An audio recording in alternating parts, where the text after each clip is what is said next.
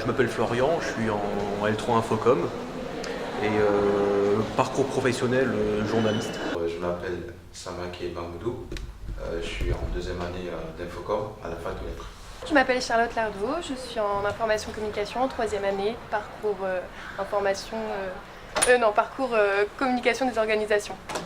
Alors, je m'appelle Thomas Lateux, je suis étudiant en L2 information et communication. Ok, donc je m'appelle Loïc Lapry, j'habite à Maron, c'est près de Nancy, et je suis étudiant en géographie en master 2 patrimoine, paysage et environnement. Moi je m'appelle Pierre-Louis Barrault, je viens de Sarrebourg, là je fais mes études à Nancy, du coup les mêmes études que Loïc. Donc on va commencer par quelques petits chiffres. Donc en 2016, il y a la Fondation Abbé Pierre qui a fait un recensement des personnes qui sont sans domicile fixe et en situation de précarité. Donc au niveau des sans domicile fixe, il y a à peu près 3 798 000 personnes. Et au niveau des personnes en situation de précarité, donc les SDF sont comptés dedans, il y aura à peu près 66 millions de personnes. Donc après voilà, on sait très bien quand même que les personnes qui sont riches ont tendance à devenir de plus en plus riches et les personnes qui sont pauvres ont tendance à devenir de plus en plus pauvres. Donc est-ce que tu pourrais nous donner une petite réaction face à ces chiffres? Qu'est-ce que tu en penses toi? Par rapport à l'histoire que les riches deviennent de plus en plus riches et les pauvres de plus en plus pauvres, malheureusement c'est vrai. En plus ça me fait penser à tout ce qui est la théorie du ruissellement que j'avais entendu. Malheureusement aujourd'hui la situation elle est, si on continue comme ça elle n'est pas prête de changer quoi. C'est très grand par rapport au pays qu'on peut avoir, qu'on a les possibilités d'aider tous ces gens. Vu comme tu disais que ça ne fait pas que partie des gens qui sont dans la rue, etc., c'est plus large. J'ai déjà vu une émission qui parlait de ça, par exemple notamment les gens qui allaient à la Croix-Rouge pour avoir de la nourriture, etc., qui n'étaient pas forcément des sans-abri. Un truc qui m'a choqué un peu dans ce documentaire, c'est que par exemple le mec qui dit qu'il n'avait pas d'argent pour s'acheter à manger, il avait une bouteille de Coca-Cola dans sa cuisine. Donc je me dis des fois que peut-être que certains qui se disent précaires, c'est peut-être qu'ils se donnent pas forcément les moyens de plus l'être. Les chiffres, je pense que c'est scandaleux, c'est accordant. On est en 2017 et je me dis, avec toutes les richesses qu'on a dans ce monde, certaines personnes ne devaient pas vivre dans certaines conditions, telles que celles que vous avez citées. Et je trouve que c'est déplorable. Et dans une démocratie, cela n'est pas, je dirais, admissible. Que, je dirais, sur la terre même, des droits de l'homme, tout homme a droit, je dirais, à un logement, à un habitat, un toit, des vêtements, etc. Et je trouve que c'est scandaleux. C'est un très gros chiffre, ça me paraît un peu choquant.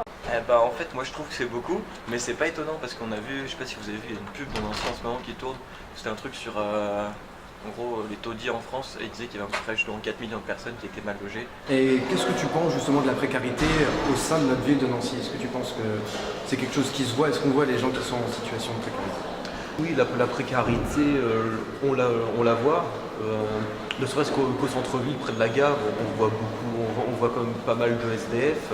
Je pense que c'est un peu partout pareil, après ça doit dépendre quand même des endroits. Mais oui, non, j'en croise, mais comme dans une autre ville en fait. Pour moi c'est un problème carrément dans le pays en fait. Peut-être pas que Nancy, je trouve pas que ce soit plus qu'ailleurs ou moins qu'ailleurs en fait.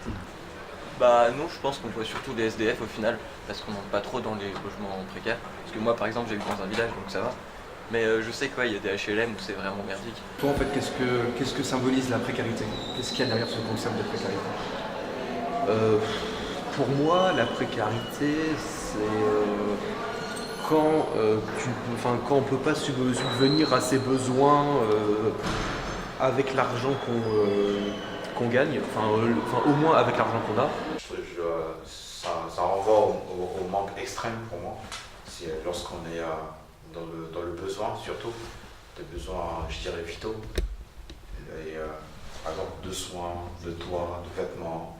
Je trouve que c'est le must du must, quoi, le nécessaire pour un être humain. Lorsqu'il a, je dirais,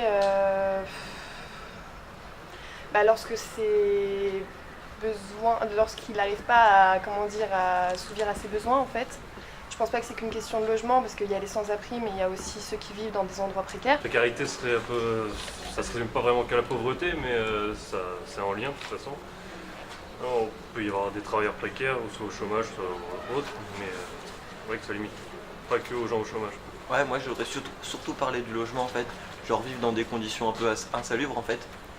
Et du coup, là, au niveau d'hygiène de vie, tout ça. La précarité, moi je vois plus dans le sens où que tu as un travail ou pas, entre guillemets, si après avoir payé toutes tes factures et après avoir acheté ce qu'il te faut pour vivre, si tu n'as plus la possibilité de faire ce que tu veux ou ce qui te fait plaisir en fait en soi. Disons que si tu as suffisamment d'argent pour te nourrir, te loger, etc., mais t'en as plus pour aller te faire un ciné entre potes, aller boire un coup au bar, te faire un resto avec ta copine, etc., on peut légèrement parler de précarité, même si on n'en arrive pas au point de se dire que le mec est à la rue.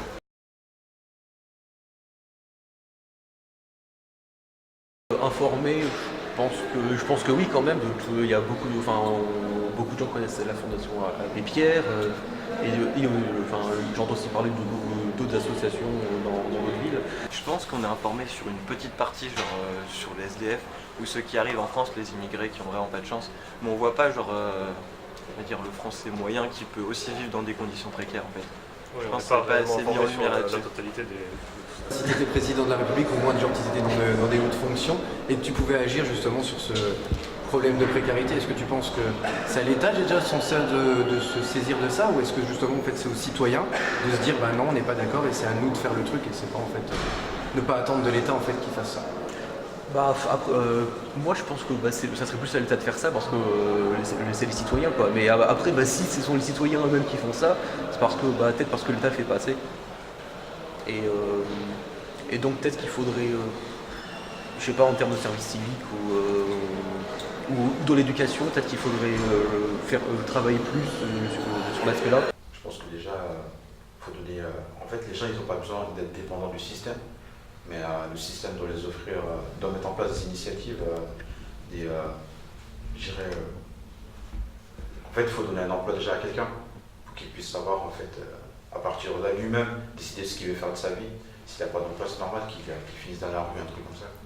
Enfin, moi, ce serait plus dans le geste humain à humain, plutôt que m'inscrire à quelque chose, que faire des projets, etc. Le problème que j'ai, c'est que je pense pas que le problème vienne de la structure, le fait qu'il n'y en ait pas assez, qu'elle soit pas assez grande, etc. Le problème, ça vient des gens en eux-mêmes, en fait. Mais je suis pas sûr forcément que ça soit de faire des structures qui aident les gens, c'est plus donner une conscience qu'aider les gens, c'est pas juste lever de l'argent, quoi. C'est de lui dire, j'ai pas d'argent, mais j'ai un lit en rap chez moi. Tu vois, le genre de délire comme ça, qu'il faudrait que les gens soient plus solidaires, mais encore plus avec les gens qu'on connaît, quoi. Le revenu de base. Universel. Ouais, ça serait super bien. Puis après, ouais, c'est vraiment... Des aides, des subventions pour rénover les logements, ce genre de choses. Aussi un peu dans la transition écologique, tout ça. Peut-être aider les gens à trouver des métiers aussi. Merci beaucoup. Voilà, Merci je vous en beaucoup. prie, au revoir. Merci bien.